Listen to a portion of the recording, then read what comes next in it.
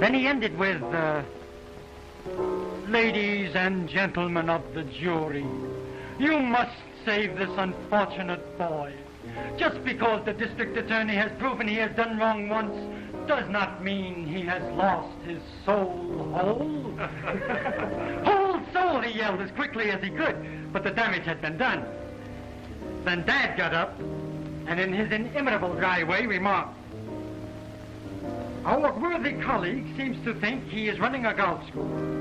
And from the way the truth has been knocked about by his witnesses, I'm forced to agree. However, I am afraid that since eloquence is the only thing that could possibly save Pedro Despia from justice, my worthy colleague, the attorney for the defense, has flubbed his drive and lost his soul whole. Well, it was all over then but the shouting. Mr. Pedro Despia was convicted in a couple of hours, much to the credit of my honored father and the next governor of the state, Mr. John Manson Clay.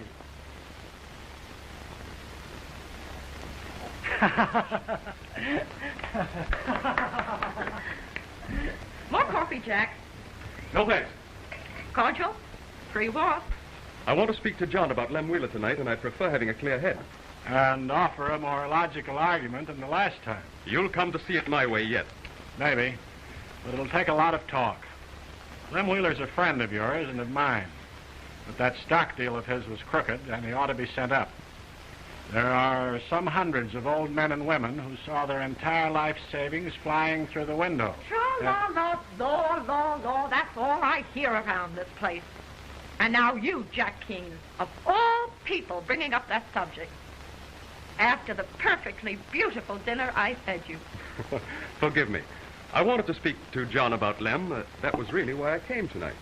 Oh, really? I thought it was I. No. Although you're the reason for my never having married, I came tonight to talk with John. All right. Talk to him. Oh, Bob. Yes. Would you entertain your old mother? Why, I'd love to.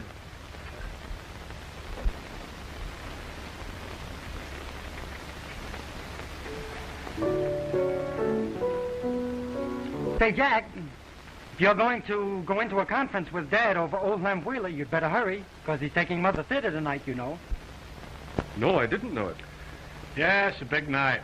We thought perhaps you'd go with us. Sorry, I can't. I have an engagement. Ah, Flossie of the Follies, huh? No, Tilly of the Toilers. A meeting of the Labor Committee at the New Amsterdam Club. I think he's lying. Probably. You know them brunettes ain't to be trusted. Oh, and besides, they do say that... Be kind, dear lady. What?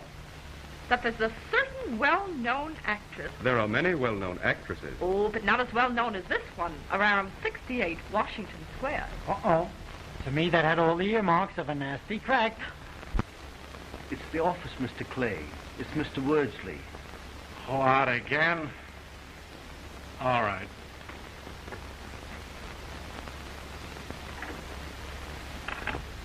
Thanks. Hello, Steve.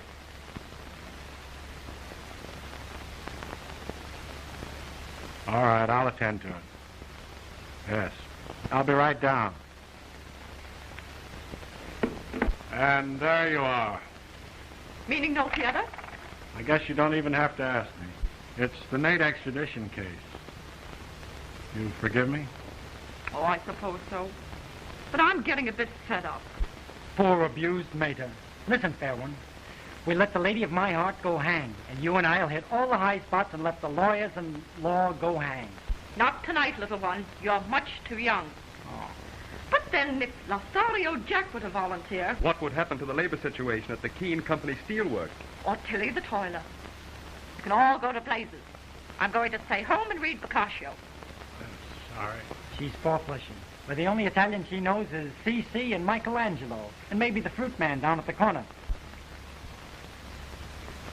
Be late? 3 or 4 o'clock. May not get home till morning. I'll drop you, Dad. I'm going over to Peg. All right. Will you let me off at my club? I'll sit in the rumble. Oh, come inside with us. We've lots of room.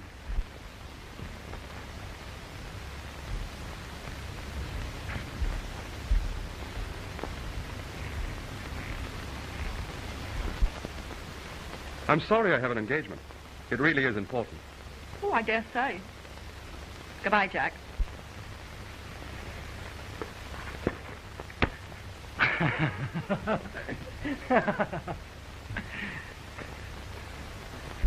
I'm sorry, Jack. I can't go into Lem's case with you tonight. Would you mind dropping down to the office in the morning? Anywhere you say. But I would like to go over his case with you. Will you come loaded for bear? I will. Good night, Esther. Good night, Jack. I'll see you in the morning, darling. Bye, Mom. I won't be late.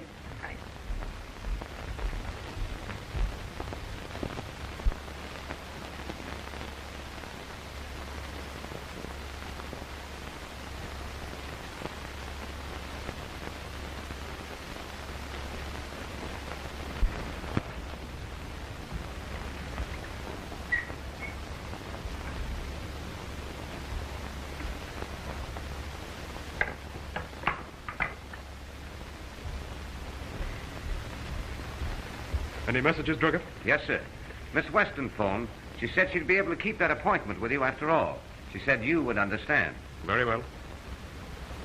I won't need you anymore tonight, Druggett. You understand? Perfectly, sir. You're very adequate. The first duty of a gentleman's man is always to remember, to forget. That'll be all. Be here in time for breakfast in the morning. At 10. Yes, sir. Good night, sir. Good night.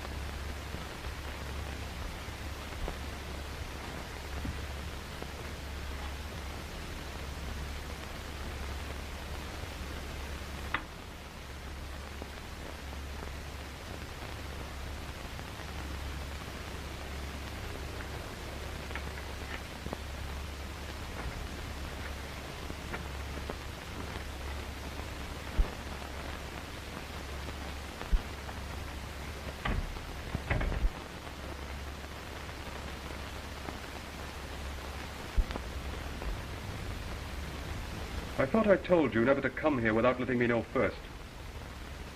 Why, give me a key, my love. Suppose someone had been here when you opened that door. Tilly the toiler, for instance? Don't be a fool. Oh, I am somewhat of a fool, aren't I? But not fool enough to swallow that story about the business meeting. Not after all that gossip I picked up.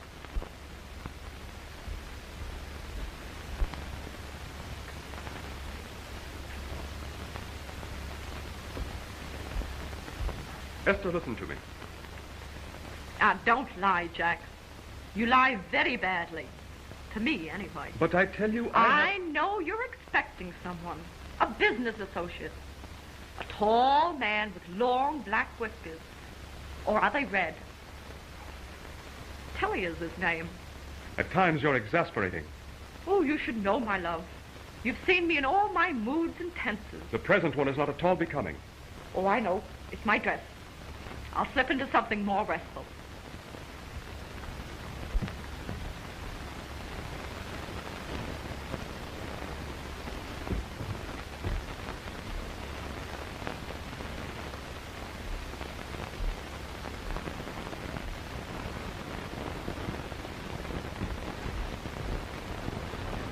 I'll slip into these.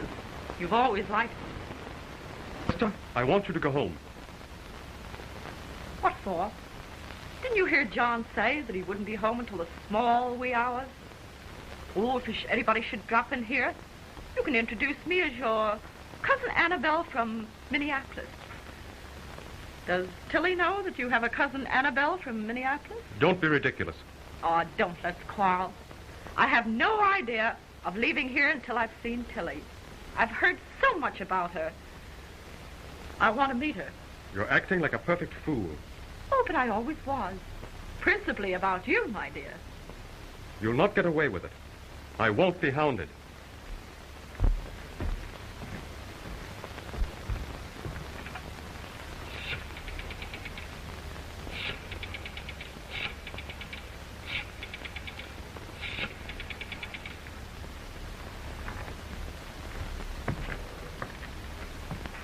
Phoning someone?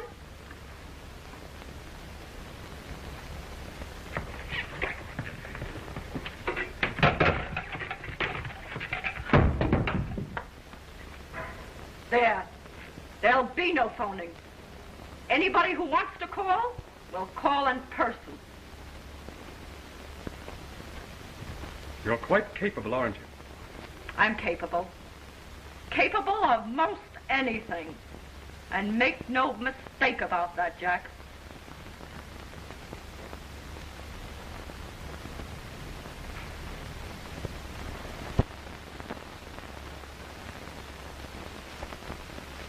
You're positive there's no other way out. I must go to Washington. Yes, sir. You know those District of Columbia rulings? Nate's case is slated for tomorrow morning, and if it comes up, you'll never get him up there. I'm afraid you're right. Well, there's no one in the office can handle the extradition. I'm sorry, Chief, but I'm afraid you're going to have to hop the next train. All right, Simon Legree. Thank you. Jack's not at the club. They say he just dropped in for a moment and left. Try his apartment, will you, Bob? Oh, Wordsley. Yes, sir. Take care of the Sarah Mann's case and look into the Lem Wheeler matter further. I don't want to be rough on him, but make sure that things are as bad as they seem. He's an old friend, and while I'll prosecute, I don't want to persecute him. I understand, sir. All right. Thank you. They can't get Jack's apartment. They say his phone's out of order. That's too bad. He doesn't live far from Peg. I'll drop over and tell him if you want me to. Will you do that, Bob? Tell him about this Washington matter, and I'll see him the day after tomorrow. And break the sad news to your mother. That won't be so hot. You know, you were supposed to go to that musical tomorrow night. She sort of had her heart set on it. Well, you'll have to unset it. Well, okay, Governor. Take care of yourself and bring home the bacon. I'll get Nate extradited if it can be done, but I don't know. So long, Steve. Bye, Bob. Oh, what about your clothes? I got a bag pack. I'll change on the train. I'll see you in a couple of days. So long, Governor. Great boy, Bob. Yes. Has he passed the state bar examination yet? Yes, he has. Well, if he's anything like his father, he'll make a great lawyer. Are you telling me? Couldn't expect it to go on forever. It just isn't in the cards. And besides, you have a husband. Darn decent chap. I've felt pretty low down at times. And what about your son? What if Bob should find out? Bob is not my son. What? He's John's son by his first wife. She died when he was born. We were married a few months later. On a rebound, I suppose you'd call it. John had some foolish idea about his son having a real mother's influence. It brought him up to think that I was his mother.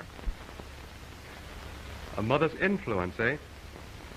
So don't moralize to me about my duty to my family. It's a bit thick. Very well. If you prefer my being frank, we're through. I'm sick and tired of the whole mess. I never gave you a vow of constancy. And besides, there is someone else. How's that for simplicity? Most concise. Clearly and ably expressed. It would do credit to John. I was always noted for my clarity.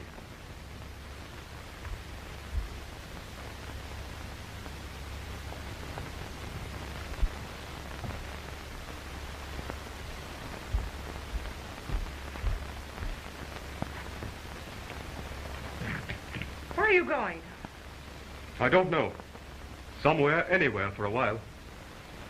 Lothario flees. Out of the city and out of her life.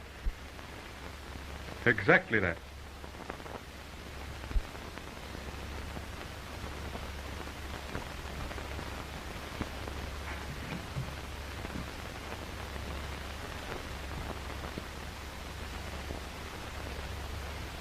Let's make it more like a French novel, Jack.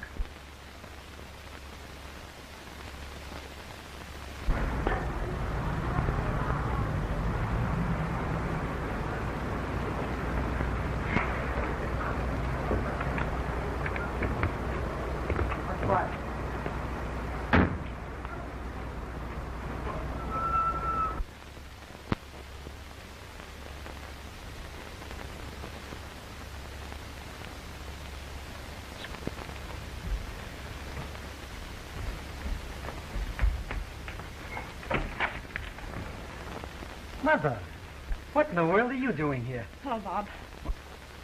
Where's Jack? He's not here. Well, how did you get in then? Well,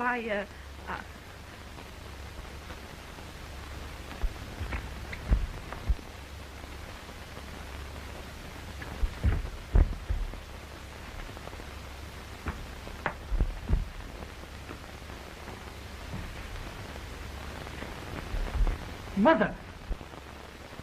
No, I found him like that.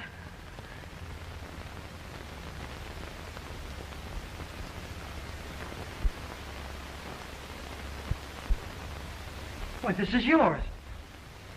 What's it doing here?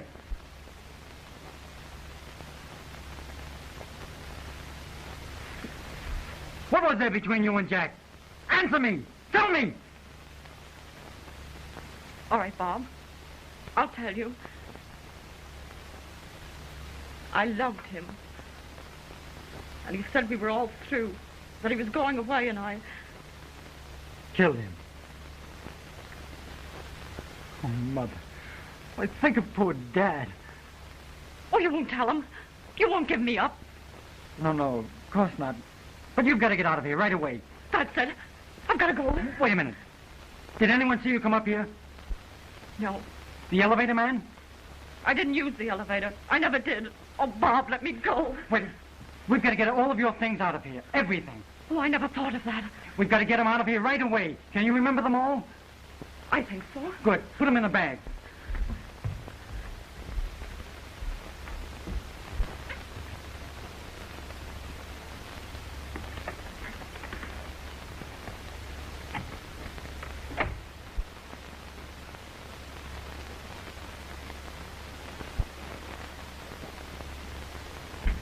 You got everything? I think so. You mustn't think. You've got to be sure. Yes, I'm sure. Oh, come on, Bob, let's go. Wait a minute. You can't go out the front way. Isn't there a surface entrance? Yes, through the kitchen. This way.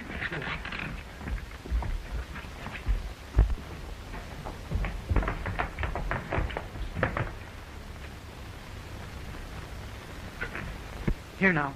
Go downstairs quietly and don't let anyone see you. Slip out the back entrance and take the subway. Don't take a taxi. But aren't you coming? I can't. Not now. I've got too much to do. What do you mean? Fingerprints to clean up. A motive to establish. I've got to make it look as though Jack caught a burglar and was killed by him. Oh, Bob, I'm so afraid. Oh, I don't doubt it. But pull yourself together. We'll put it over. Come now.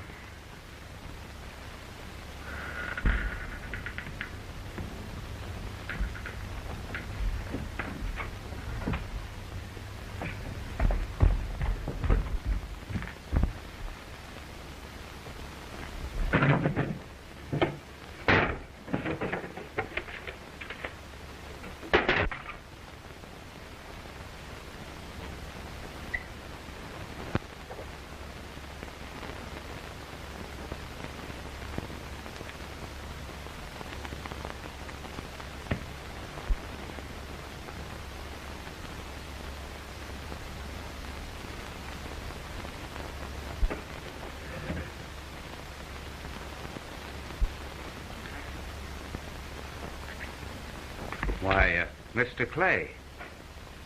Hello, Druggett. What's happening, sir? Why, Mr. Keene just stepped out. He, was just playing a little joke on him. A joke? Oh, I see. He asked me if I saw you to tell you he wouldn't need you anymore this evening. Yes. He told me so himself. He must have forgotten, sir. Excuse me.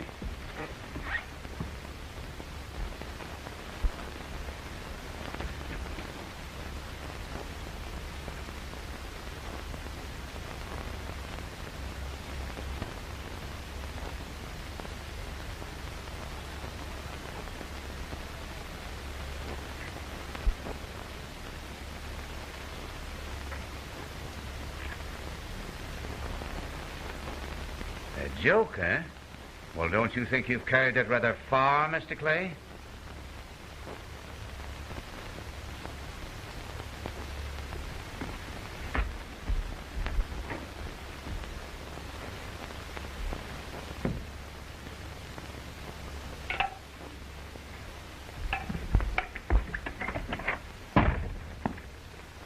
Oh, Sam, and you two gentlemen, come in here, please.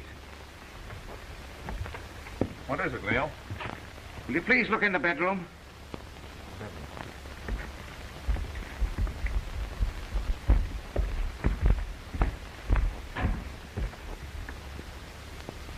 You killed him, sir. Did I? Leo, have you phoned to the police? No. The phone is smashed. You'd better run down to the corner and see if you can find one. How did it happen? I don't know, sir. I came in and found Mr. Clay mussing up the furniture. He said he was playing a joke on Mr. Keene. A joke? Yes, sir. Then I went into the bedroom, and I found Mr. Keene lying on the floor, dead. But I...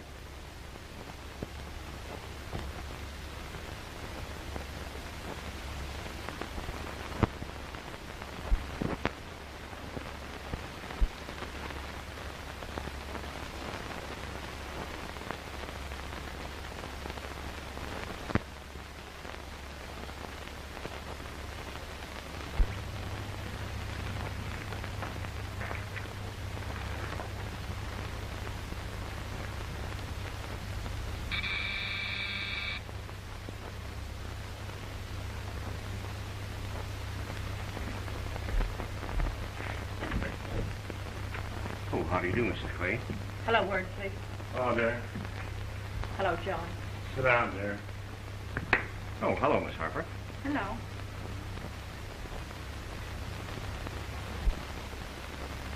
Hello, Daddy Clay. Hello, Peg.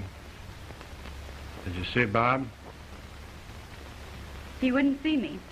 He sent me out a note, though. He wants me to break our engagement. Said the notoriety must be killing me. And? What do you think, Daddy Clay? Good girl. Perhaps he'll explain to you. He hasn't yet. I don't understand it. Perhaps he can't explain. What do you mean, Mrs. Clay? We are all adults. I see no reason for beating around the bush. What could have been his motive? You mean there was another girl? I didn't say that, Peg. You know, even if he told me that himself, I don't think I'd believe him. Bob should consider his father. As district attorney, it's his duty to prosecute. Yes. But I've resigned. You're going to take up his case yourself? Defend him? Of course I am. He's my boy. I know him. This morning I'll get the truth and the whole truth from him. As soon as he knows he's not talking to the district attorney, he'll tell me everything. His tongue was tied before, eh, Mother? Yes. Yes, of course. Well, excuse me, Mr. Clay. Bob is outside. Have him brought in, Steve. Yes, sir. I think you two better clear out. Bob and I have some business to transact. Oh, but I think we should stay. I think we should hear what Bob has to say. No, dear, I think Bob would rather talk to me alone. All right.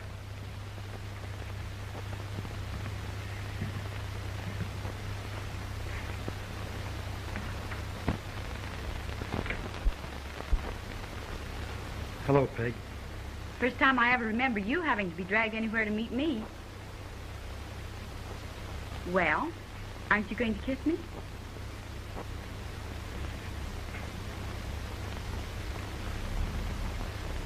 Listen, Bob. You haven't told anyone yet whether you did or did not kill Jack. The papers have built up quite a case, but they're only the papers. I want you to know, dear, that whether you did or did not, nothing is different between us. It's like you, Peg, to say that. You're that kind. Thanks. I guess you'd better go now. Come on, Peg.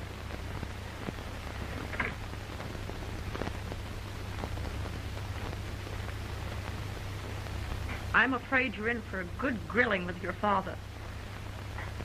Don't worry, Mother. I'm not afraid of Dad.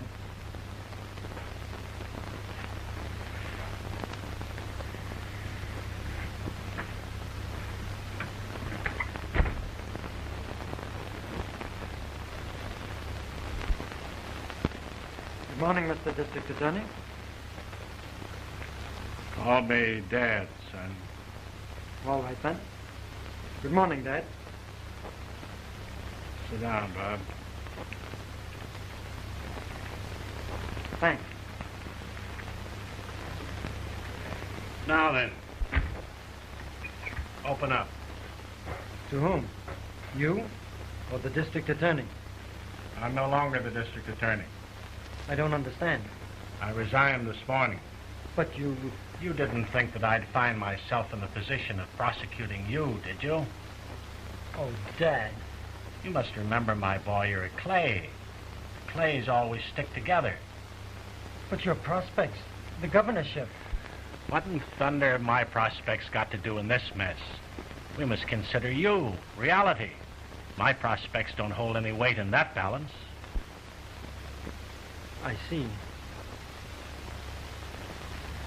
That makes it just a little bit tougher. Just the other way. It simplifies everything. I'm not a half-bad lawyer defending you. I'll make some of these boys around here sit up. Now then, first of all, did you or did you not kill Jack Keene? You know the evidence. What do you think? I think you did. Well, then. That's only the beginning. Why did you kill him? Come on. Answer my question. If I did kill Jack Keene, the motive was something I can't discuss. Not even with you, Dad. What? I'm sorry, Dad.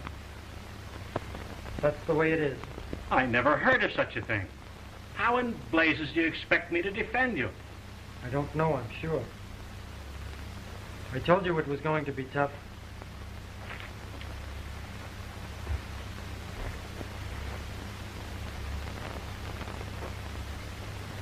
Son, you're mad. Perhaps that would be a good defense. But don't I'm you... sorry, Dad.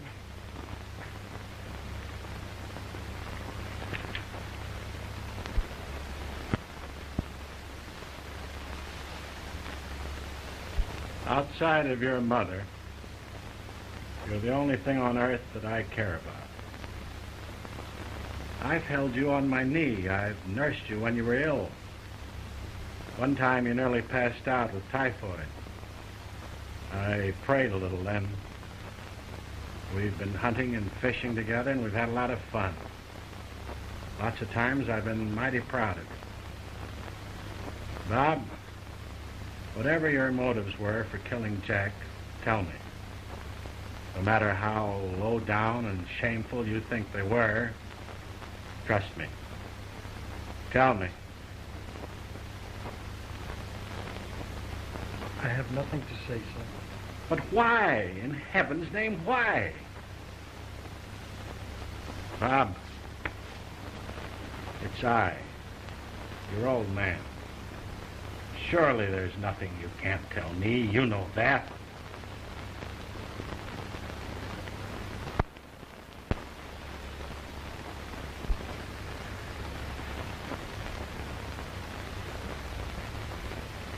You're trying me too far, son.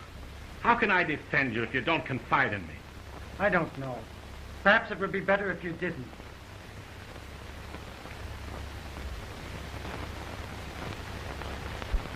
Bob, you listen to me. I told you I'd resigned, that I was no longer district attorney. Well, that is true, but that letter has not yet gone to the governor. If you don't confide in me, if you don't let me help you, if you don't tell me the truth, you'll find me on the other side of the fence. I'll get that letter back from Wordsley. I'll prosecute you. I'll send you to prison. All right, go ahead. Send me to prison. Custer, Peg, Wordsley, come in here, please.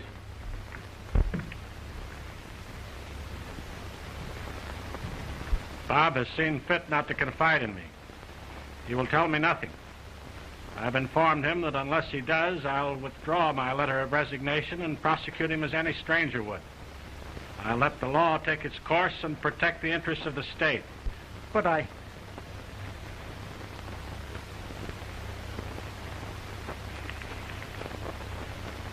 Bob, please say something. Tell your father. I can't, Peg. Wedgsley, Yes, sir. hold up that letter of resignation and send Bob back where he belongs. Yes, sir.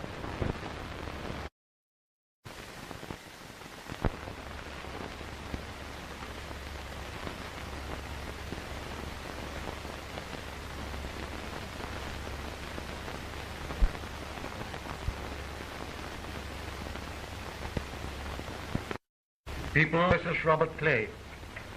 The defendant will approach the bar for sentence.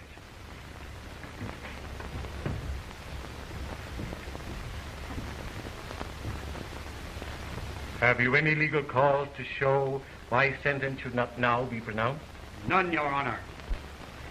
Robert Clay, you have been duly tried by jury and found guilty of the crime of murder in the second degree. You having shown no legal cause why sentence should not be pronounced, I now sentence you for the crime of which you stand convicted. You are remanded to the custody of the sheriff, to be by him delivered to the warden of the state penitentiary, there to be confined for the rest of your natural life.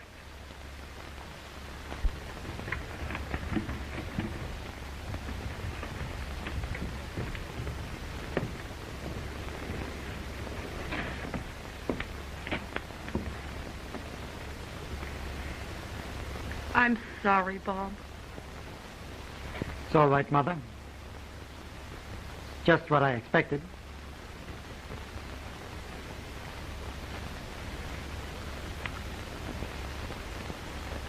Goodbye.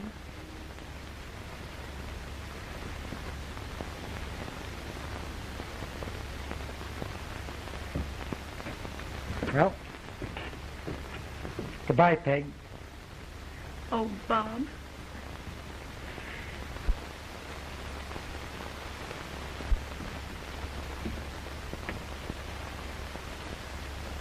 Come on, Dad. I got what was coming to me. You did exactly right.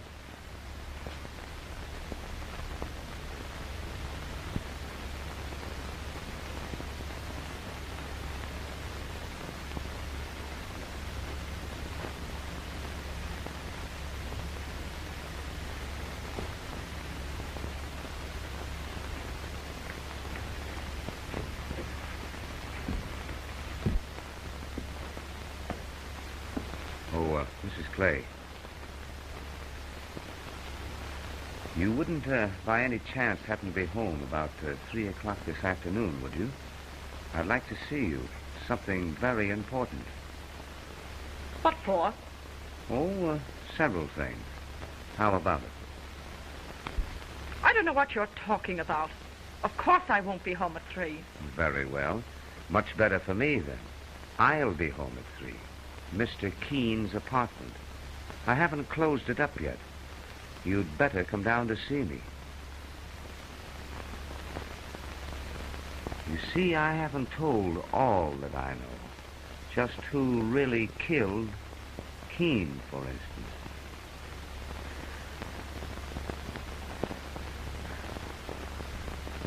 I'll expect you at 3.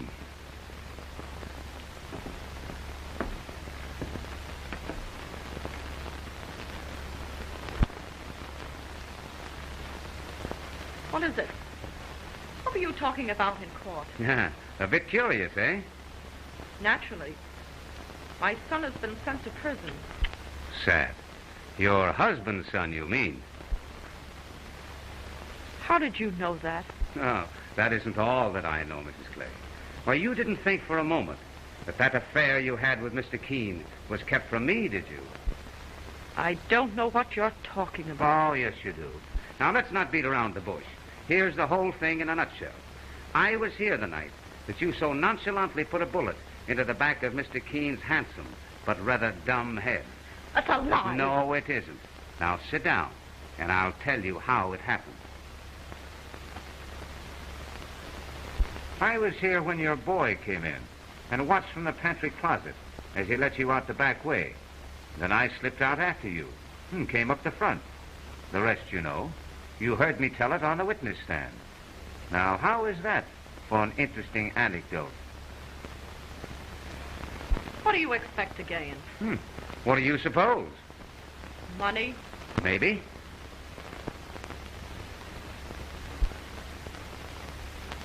You are a fool. How do you expect them to believe such a crazy story? You told a different one on the stand. You perjured yourself. There's a penalty for that. You have no substantiation for the story you just related to me. Oh, haven't I? No. I have all the letters that you wrote to Mr. Keene. If they won't believe my unsupported word, they will certainly believe them, won't they?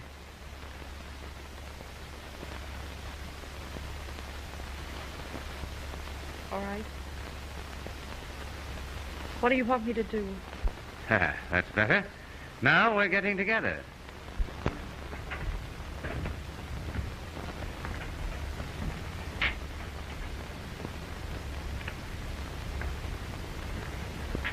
Hard at it, eh? Yes, sir. Thanks to you, Warden. Criminal procedure, eh?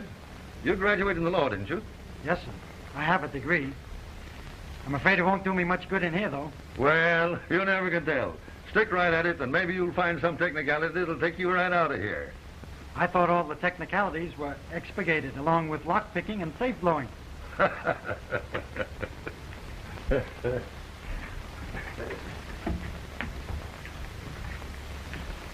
Say, I don't like this one. What's the matter with it? Well, read that.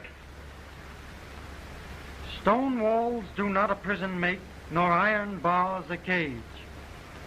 Oh, yeah?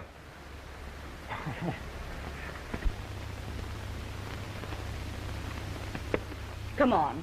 You just got to buck up. He is alive and well. You'd have made a fine lawyer, Peg. And a better husband, Daddy Clay.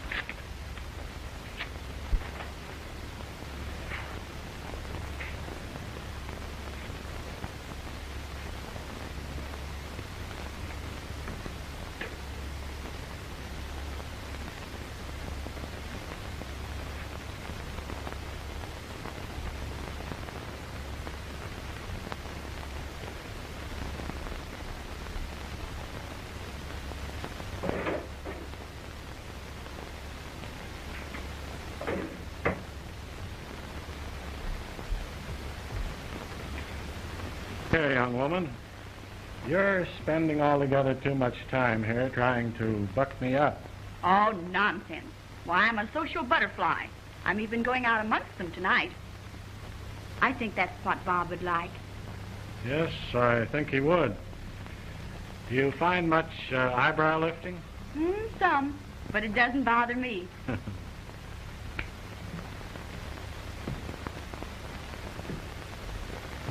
Oh, hello, Peg. Oh, hello, Mrs. Clay. Hello, dear. Are you going out? Why, yes. Oh, Rose called. She wants me to go over to the Gainsborough galleries with her to look over Steve White's paintings. Why, I thought that exhibit closed last Thursday. John, you're getting old. It's next week. Oh, well, perhaps you're right. May I drop you? The car's outside. No, thank you. You're going downtown and I'm going uptown. Goodbye, John. Don't wait up for me. Good night, Daddy Clay. Good night, Peg. Thanks for coming in. What do you mean, thanks? Well, we don't talk about things except when you're here. Well, probably the subject is too close to Mrs. Clay, too. You know what I mean. Probably. We'll have a good time tonight out amongst them. I'll try. Good night. Good night.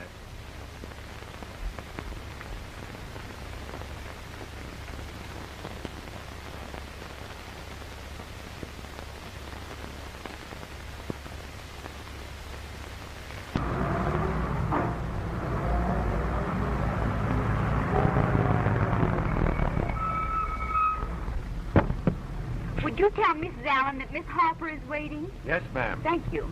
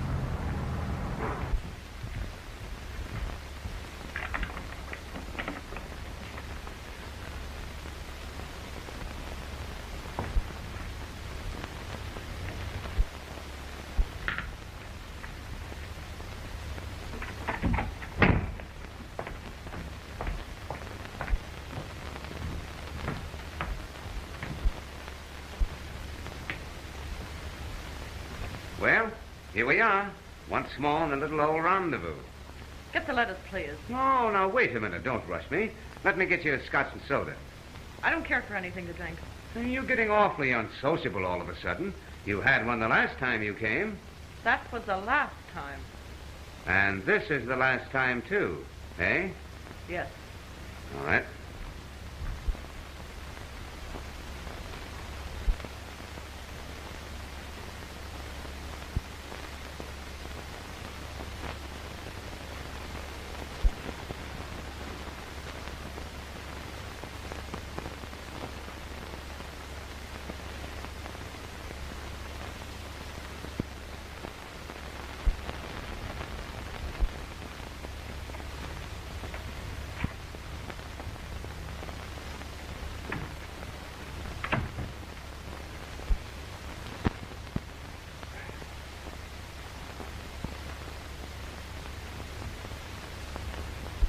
You know, I'm going to miss these little tete-a-tetes.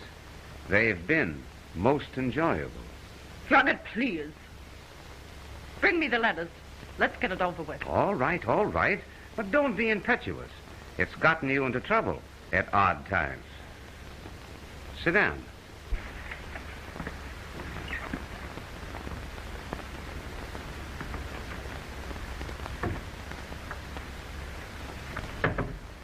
Now, don't worry, my dear. You're going to get your precious letters all right. And I'll be good, too. But you must admit that you're a bit of a temptation. So you can hardly blame me for making up to you under the circumstances. No, I suppose not. It's all my own fault. And ladies that kill their sweeties and have their sons go to jail for them shouldn't be so particular. You know Bob isn't my son. Yes, I know. But he certainly acted like one, taking the blame and keeping his mouth shut, didn't he? Oh, I suppose so. Get me the letters. All right. Yours to command.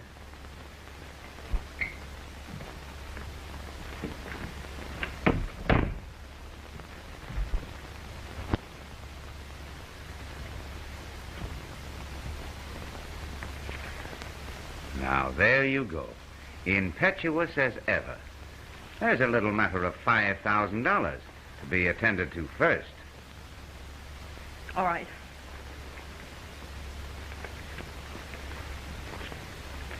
Here it is. Thanks. Do you mind if I count it? Oh, no. Beg pardon, sir. What is it, Charles? Miss Harper on the wire, sir. Oh, thanks.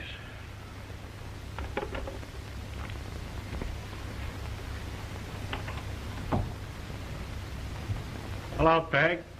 Daddy Clay, listen. I've just found out something. Bob didn't kill Jack Keene. What are you talking about, Peggy? What are you up to? Look, come to Washington Square, to Jack Keene's apartment. Hurry, just as fast as you can.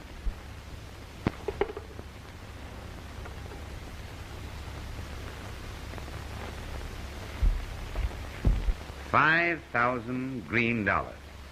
Guaranteed to be legal tender by our great and glorious country.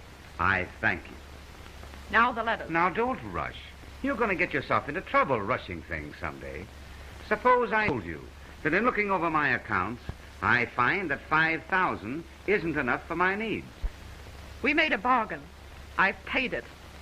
I went through a great deal of trouble to get the money. So hand them over, please. You haven't answered my question. Do you really want me to? Uh-huh. If you go back on your bargain, I'd simply take the letters. I've rather a nasty temper when I'm aroused. Here they are. I was only fooling. Thanks. I'll count them and make sure they're all here.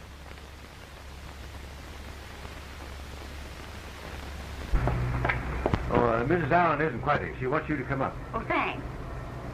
Has anyone come out in the last few minutes? Come out? What do you mean? Any of the tenants of the building? Why, no. Oh, Mr. Wilcox just went out. No one else? No. Thanks. Oh, never mind. I'm waiting for someone.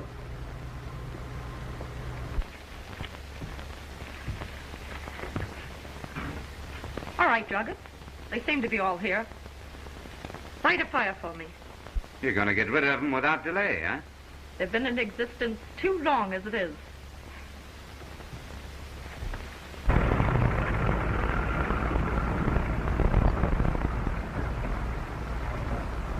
What is it, Peg? Oh, Daddy Clay, Bob is innocent. It's too bad. You didn't do that some time ago. It would have been much cheaper. Well, better late than never.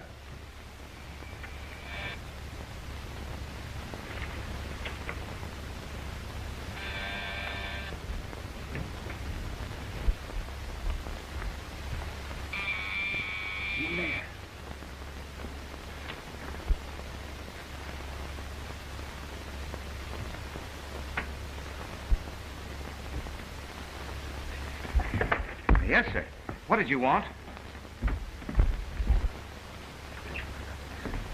Esther, what are you doing here? Tell me, what are you doing here? Why, What are those? Give them to me. Oh, please, please. Let me see them.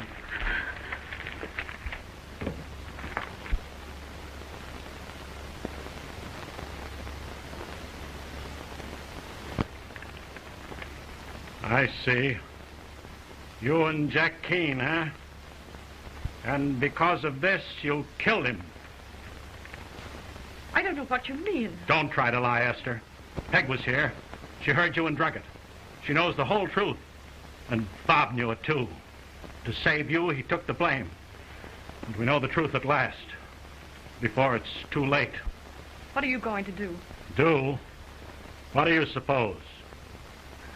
John, I'm your wife. For you. For this. I sent my boy, the thing I love best on earth, to prison. Oh, you've got to listen. Listen to what? What can you explain with all we know? Give me those letters. Give them to you? Yes, give them to me. No one's going to see them, you understand? No one's going to see them. Give me that gun!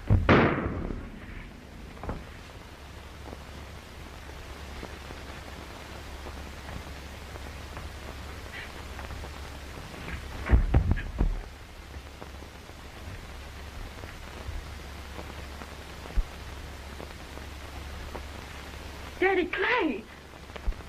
She deserved it. If anyone ever deserved it, she did.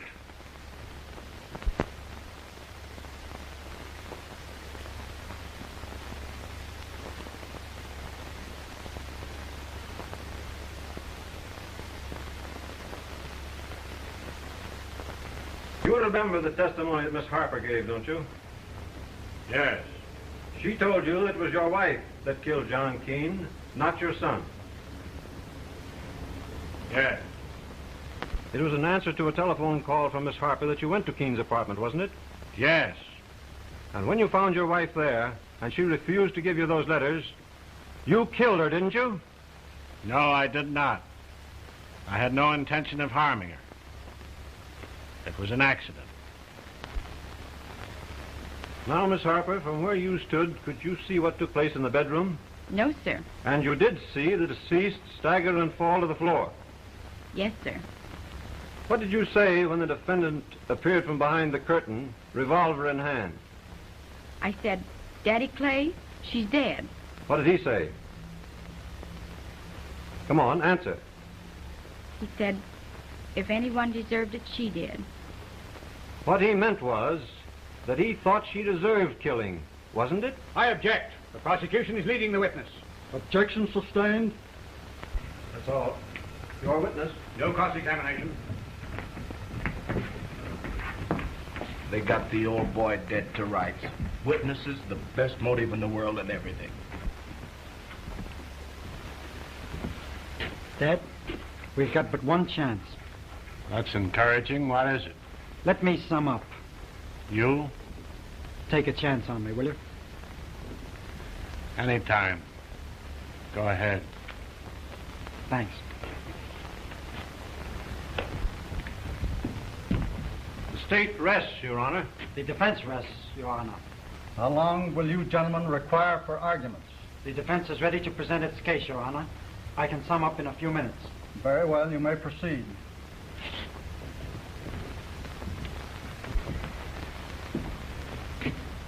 Ladies and gentlemen of the jury, this is my first address. I'm just a fledgling lawyer, but a duly accredited member of the bar, and as such, privileged to speak, to plead with you for the life of the defendant, my father. You all know him. You know him as the district attorney of the county, a fearless prosecutor. You know him as a citizen. The political party of which he is a member has named him its prospective candidate for governor. And I know him as a father. Now, I'm not going to bore you with the details of my early childhood. Needless to say, it was very happy. School, college, hunting and fishing trips with the defendant, wherein I learned to know him for the man he is. And he loved me.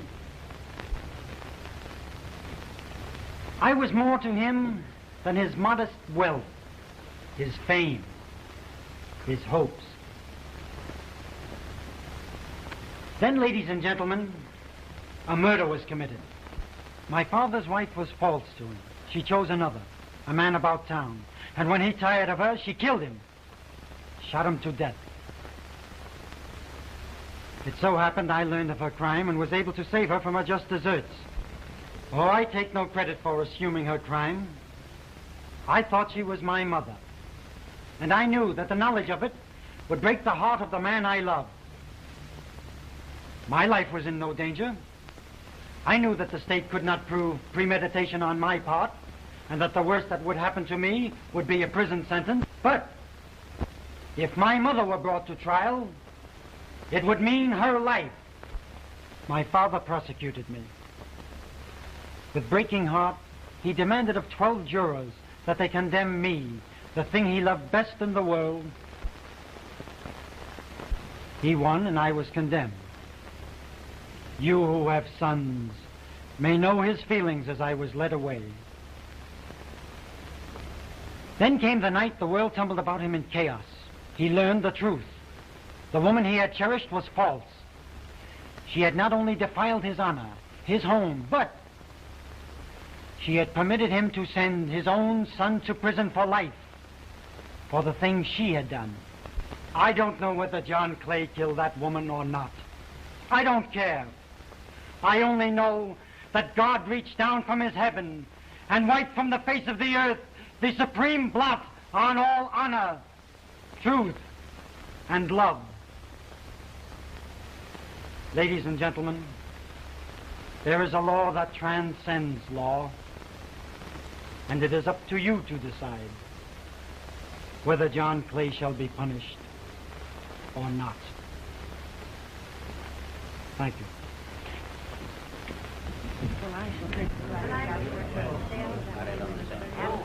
I told you he'd make a fine lawyer. I want to impress upon the witness the seriousness of this case. I want the truth and nothing but the truth. You understand? You realize that this young man's happiness is at stake, don't you? I do. You've known him for a long time, haven't you? Yes, I have. And on numerous occasions you have told him that you loved him, haven't you? I have. And in spite of the fact that you know that his character is not above reproach, you still feel the same way. I do.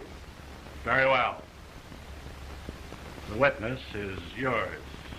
We admit the truth of the testimony is given. There will be no cross-examination.